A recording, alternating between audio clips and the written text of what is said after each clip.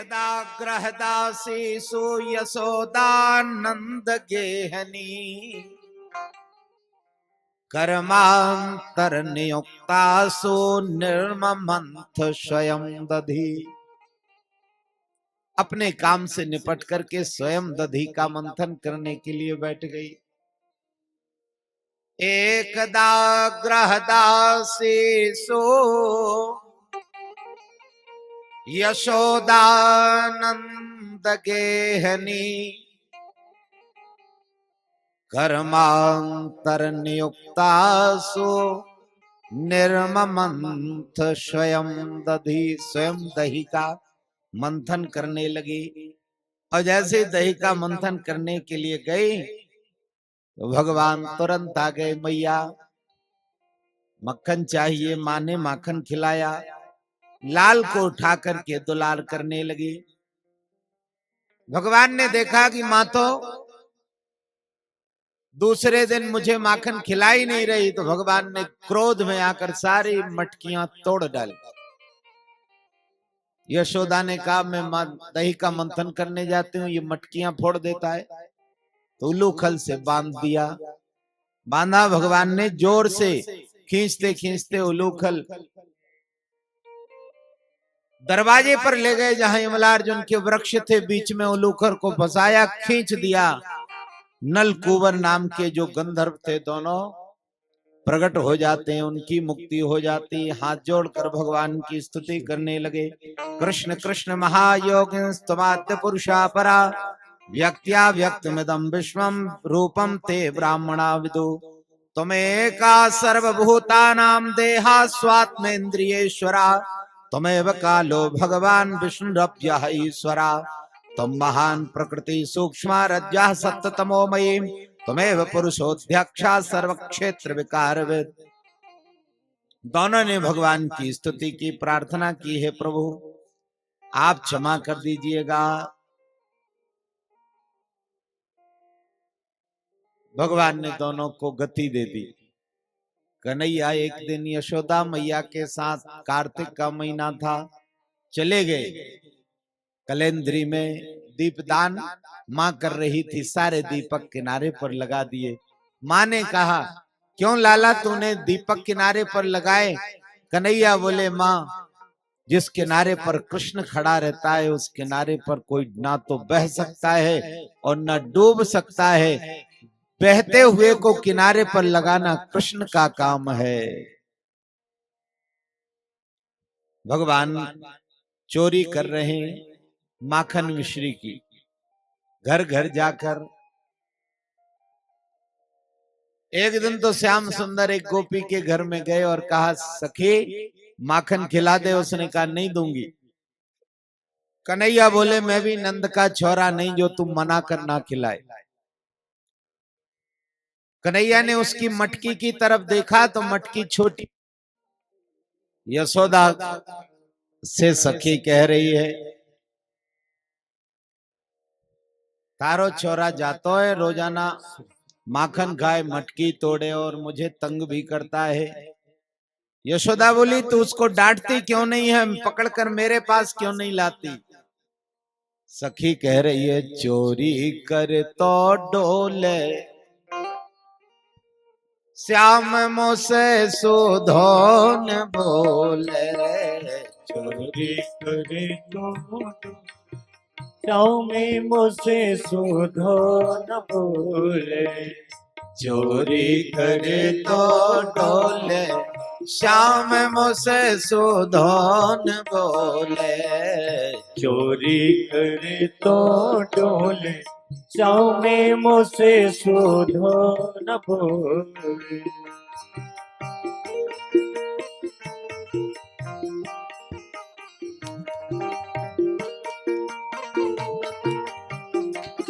जय हो।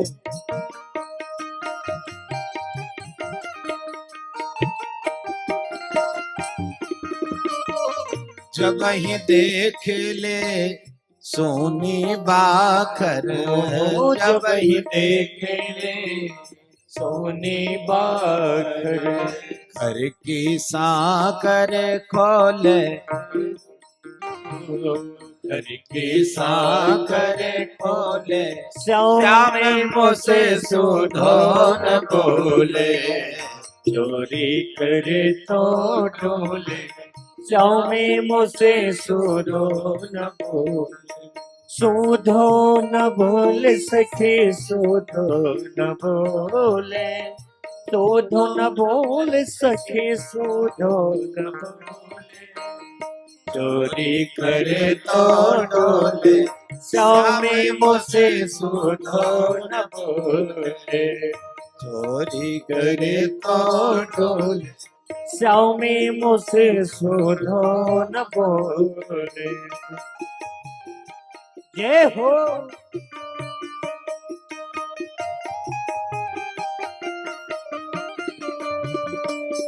ये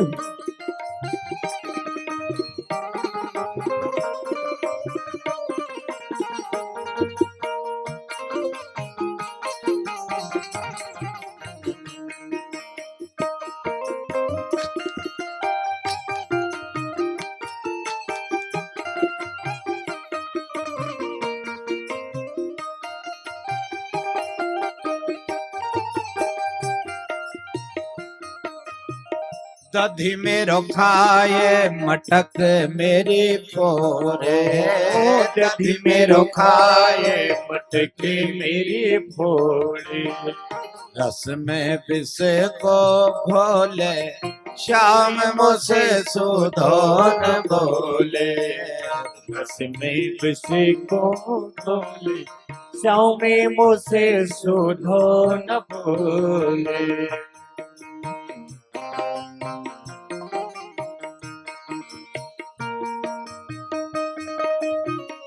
ये हो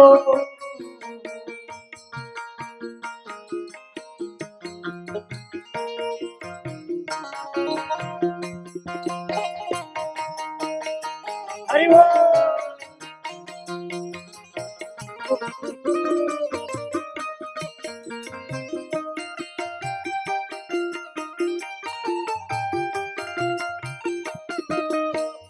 बाल बाल संग घर में आवे।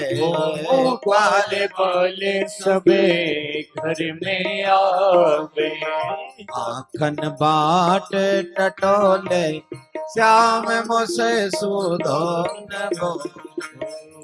माखन बाटे टटोले श्याम मुझसे सुधो न बोले सुधो न बोले सखी सुधो न बोले यशोदा से सखियां बोली ऐसा ना हो यशोदा डांट दे लाला को हमारे कारण बिना अपराध के डांट पड़ जाए। तो सखी कहती है मैया ज्यादा मत डांटना, ऐसा नहीं सबके यहाँ नहीं जाता।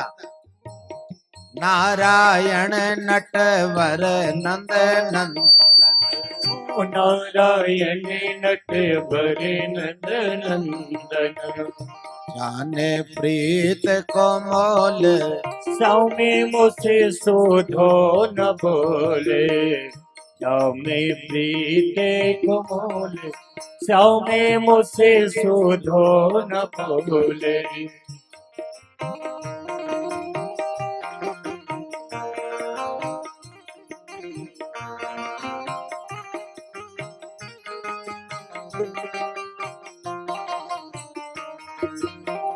जब मैं सखी कहती है जब मैं इसको पकड़ने के लिए दौड़ी तो क्या हुआ, जब मैं आँखों पकड़न भागी, जब मैं आँखों पकड़न भागी वही पकड़े झके झोरे श्याम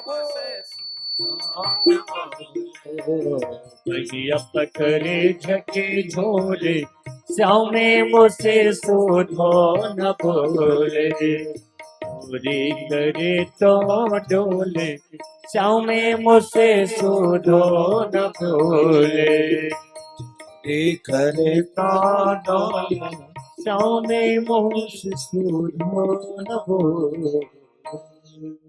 भगवान अनंत लीलाएं करते हैं। गोपियां रास्ता छोड़कर जाती थी कि इधर कृष्ण है तो दूसरे रास्ते से जाती। एक दिन कन्हैया ने देखा एक गोपी छिप करके जा रही, तो भगवान ने पीछा किया, ग्वालों को लेकर चले गए। गोपी को घेर लिया, कहा ए गोपी रुक, मक्खन दे दे हमको। गोपी ने बहाना बनाया कि माखन तो दे दूं कन्हैया, लेकिन काहे में दूं, कोई बर्तन नहीं है। भगवान बोले चिंता मत करो। भगवान ने कदम के वृक्ष की तरफ देखा और देखते ही उसके सारे पत्ते कदम वृक्ष के दोना के आकार के हो गए। और दूसरी दृष्टि डाली भगवान ने, तो वृक्ष ने सारे पत्ते छोड़ दिए, नीचे आ गए। भगवान ने ग्वाल वालों से कहा ये दोना के आकार के पत्ते उठाओ, इसमें मक्खन लो और पाओ। आज भी आप लोग जिन्होंने गिरिराज की परिक्रमा की होगी, गिरिराज की परिक्रमा में 3 किलोमीटर अंदर जब हम हो जाते हैं, तब जो कदम का वृक्ष है उसके पत्ते दोना के आकार के, भगवान ने उसमें मक्खन लेकर के पाया है। भगवान श्याम सुंदर आनंद कर रहे हैं। एक दिन तो एक गोपी के घर में चले गए और उसकी मटकी में दोनों हाथ थे। भगवान ने मायावी दृष्टि से देखा, तो माया के कारण, वो योग माया के कारण योग बन गया और वो मटकी का मुंह छोटा हो गया, तो हाथ नहीं निकाल पा रही गोपी, हाथ में मक्खन रखा हुआ है। भगवान ने उसके सिर पर रखी हुई चुनरी हल्की सी खींच करके नीचे गिरा दी। और भगवान बाहर उनके ससुर बैठे हुए थे, उनसे कहा आपको बहू ने अंदर बुलाया है। अब जैसे ही ससुर आए तो वो बहू को बिना पल्लू के देखा तो खांस रहे कि मर्यादा कर ले। और गोपी के हाथ दोनों मटकी में हैं, बाहर निकले तो बेचारी सिर ढाके, सामने कन्हैया छिपे और सब बच गया। भगवान के इतने बड़े तुलसी दल के प्रभाव का, प्रसाद का ये प्रभाव था। एक दिन भगवान गोचारण करने के लिए चले गए। गोचारण करते करते भगवान ने भाव में अपने मित्रों के प्रति ये भाव न रहे कि ये अलग है, अलग जाति का है, अलग वर्ण का है, कोई गरीब है, कोई बड़ा है। ये भाव मिटाने के लिए भगवान क्या करते थे, सब ग्वालों का कलेवा इकट्ठा करके अपने पीतांबर में मिलाकर फिर जंगल में पत्तल तैयार करके फिर सबको अपने हाथ से खिलाते थे।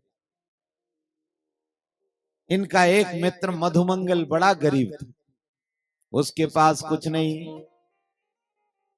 तो माँ ने आज प्रातराश में, प्रातः काल के नाश्ता में छाछ रख दिया। छाछ जैसे ही रखा, उसने सोचा कि सब ग्वालों के सामने भी छाछ निकालूंगा कि माँ ने आज छाछ ही भिजाया है, तो अच्छा नहीं लगेगा। छाछ का पात्र लेकर झाड़ी के पीछे गाय को लौटाने का बहाना कर कर भाग गया। और वहां दूर जाकर के, इधर सब भोजन इकट्ठा हो रहा था, उसने छाछ का पात्र खोला और गट गट करके पीने लगा। भगवान तो सर्व अंतरात्मा में विद्यमान है। भगवान समझ गए कि मधुमंगल अपनी दीनता के कारण आज हमारी पंक्ति में सम्मिलित नहीं हुआ, पर मैं उसके प्रसाद में सम्मिलित हो जाता। भगवान गए, मधुमंगल कहाँ है, आज क्या लाया है? रोजाना देता था, आज अकेला ही पाएगा क्या? दौड़ते हुए भगवान गए। तब तक मधुमंगल ने आवाज सुनकर गट गट करके पूरा छाछ मुंह में भर लिया। अब गले से नहीं उतर पाया तो मुंह में ही भरा रह गया, गाल फूल गए। भगवान ने कहा मेरे हिस्से का कहाँ है? तो उसने इशारा किया कि अब नहीं बचा, अब तो सब मुंह में आ गया। भगवान बोले शायद ये कह रहा है कि ये है। भगवान ने जोर से दोनों गालों में चांटा लगाया और मुख का उच्छिष्ट छाछ निकल पड़ा। भगवान मुख के निकले हुए उच्छिष्ट छाछ को पीने लगे। भगवान की कृपालुता, दयालुता और कितनी हो सकती। ब्रह्म सूत्र में एक सूत्र आया है, अणु अणियाम महतो महियाम। भगवान बड़े से बड़े बनते हैं और छोटे से छोटे बन जाते हैं। आज उच्छिष्ट छाछ को भगवान पीने लगे। ये ऊपर से ब्रह्मा ने देखा कि ये भगवान नहीं है, ये तो कोई ग्वाला है। एक ग्वाला के मुख से निकला हुआ उच्छिष्ट छाछ पी रहा है। तो बच्चे को चुरा लिया, ग्वालों को चुरा लिया, गऊओं को चुरा लिया, सब को चुरा कर ले गए।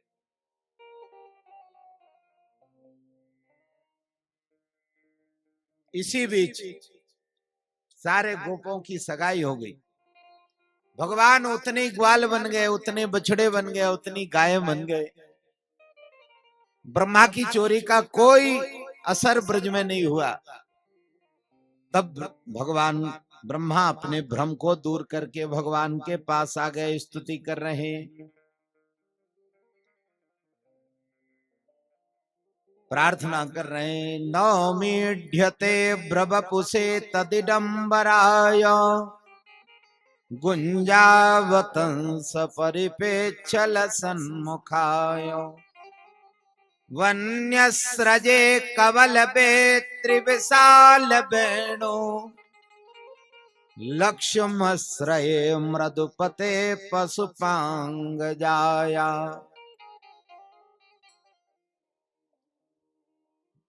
ब्रह्मा ने स्तुति की। भगवान बोले, ब्रह्मा जी जब आप जैसे लोग भ्रमित होंगे तो फिर हम उम्मीद किससे करेंगे। ब्रह्मा ने अपना भ्रम दूर किया, भगवान की स्तुति करते हैं।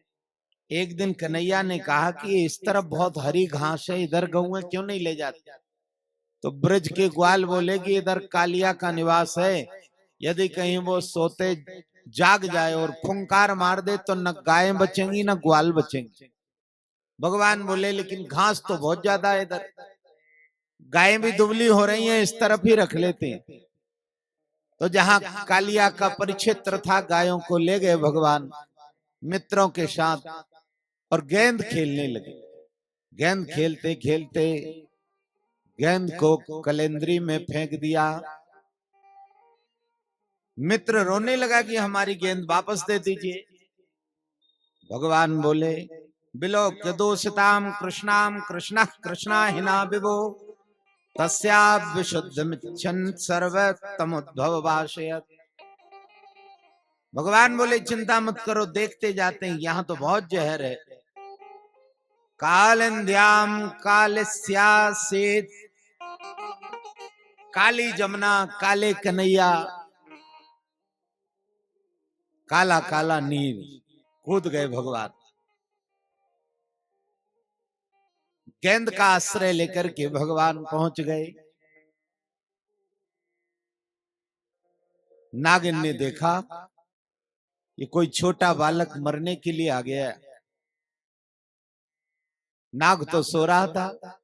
नागिन जाती है, कौन दिशा से आयो रे बालक, कहा देहारो नाम है, कौन सखी के पुत्र कही।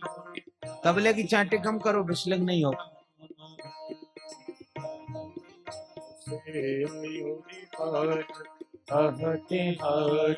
नाम है, कौन सखी के पुत्र कहियो, कहते हरो नाम है, कहते हारो नाम है, कहते हरो नाम है। कौन सखी के जाए हो, कहां से आए हो। भगवान ने परिचय दिया, पूरब दिशा से आयो रे नागिन, कृष्ण हमारो नाम है, माता यशोदा पिता नंद जो, गोकुल हमारो ग्राम है, गोकुल हमारो ग्राम है। हाँ, गोकुल हमारो ग्राम है। गोकुल मेरा ग्राम है, माता यशोदा पिता नंद जो है। नागिन बोली यहाँ कैसे आए? या तो ऐसा लग रहा है ये माताएं ऐसे सजी धजी रहती तो अच्छी लगती, और ये जब झगड़ा करें तो ऐसा लगता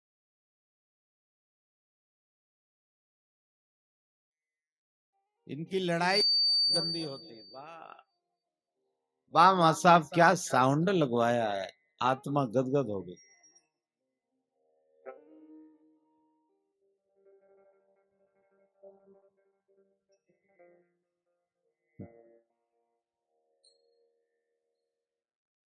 अब इससे ज्यादा हम कुछ बोल भी नहीं सकते भाई, तुम गांव वाले हो, हम बाहर के, हम लोग हैं परदेसी, तुम लोग हो वतन वाले। कुछ कहेंगे तो गांव वाले सब इकट्ठे हो जाएंगे, हम अकेले पड़ जाएंगे।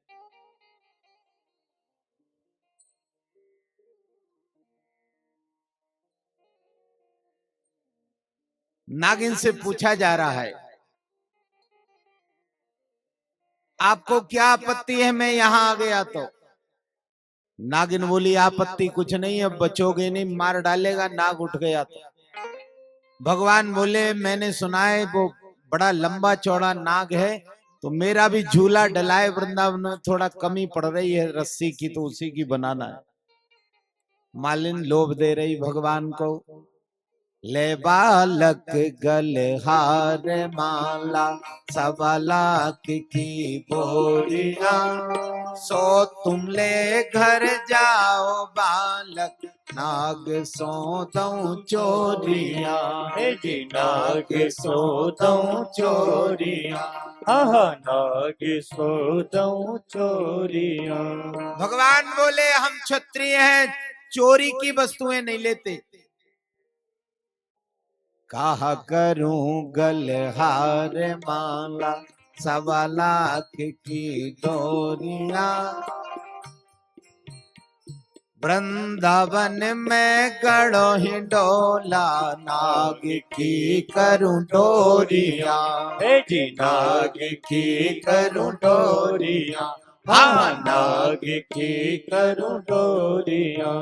मैं तो नाग की डोरी बनाने आया हूं। नागिन बोली, तेरी सुकुमारता देखकर दया लग रही है, एक फंकार का नहीं। तेरो रूप देखत दया उपजे, नाग मारे जाग के। नाग मारे जाए के, जी नाग मारे जाए के। नाग जाग के मारेगा, तेरी कोमलता देख करके दया रही। भगवान बोले, आप तो उठा दीजिए नाग को, हम भी राम राम करने ही आए, जो हो अभी हो जाए, बहुत दिन हो गए। मेरा नाम गोपाल है, धेनु पाल्यते गोपालः, जो गाय का पालन करता है, और कालिया ने विष फैला रखा है, मेरी सारी गायें इसका जल पीने से समाप्त हो गईं। आज मेरी गायों को जीवित करने के पहले मैं इसको नष्ट कर दूंगा।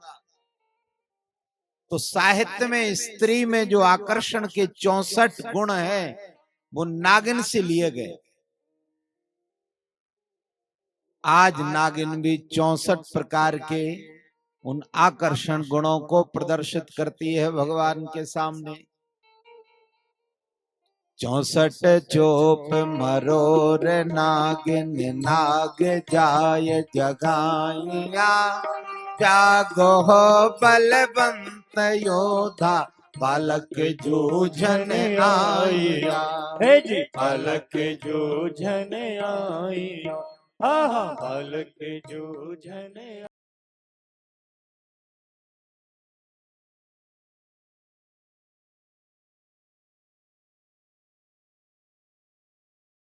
आनंद टीवी से जुड़ने के लिए आप हमें व्हाट्सएप करें 9277395752 पर।